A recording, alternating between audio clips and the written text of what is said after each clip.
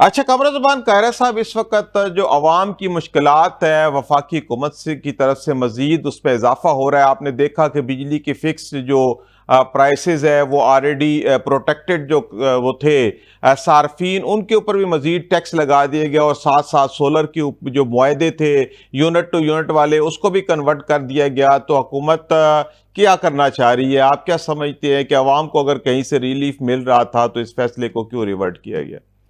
ये एक अच्छा फैसला नहीं है, आसान फैसला नहीं है और हुकूमत को चाहिए कि इस मामले को फौरी तौर पर रिव्यू करे।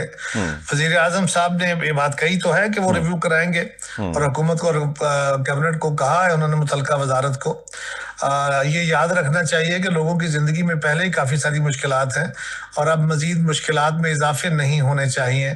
तो हुकूमत वक्त को चाहिए कि ये जो इस वक्त इजाफा किया गया है, हम्म। यानी अगर सोलर पैनल लगने से या सोलराइजेशन से आपके बिजली की प्रोडक्शन का बैलेंस खराब हुआ है तो ये पॉलिसी बनाते वक्त पता होना चाहिए था। सही।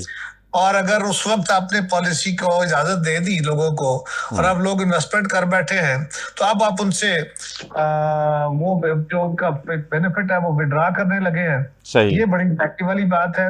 और मैं सोच रहा था जो हमारे वजीर है वापडा के हम्म। पानी के, वो फरमा रहे थे कि ये कुछ 6,000 मेगावाट वाले जो सोलर पैनल लगा के बैठे हैं, जी जी। ओवरऑल तादाद वो कुछ 24-25 हजार या 27,000 बता रहे थे ठीक है। मेगावाट। जी जी। उसमें 6,000 पे ये इम्प्लीमेंट होगा।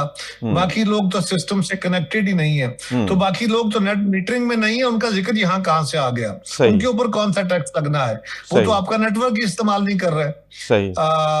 लिहाजा जिन पे आपका नेटवर्क इस्तेमाल करने की सूरत हाल है, उन्हीं के ऊपर आपका इस्तेहकाक था और वो जो इस्तेहकाक इस्तेमाल किया गया है वो नामुनासिब है। हम्म। मुझे उम्मीद है कि वज़ीर आज़म साहब इसको सेट असाइड करा देंगे।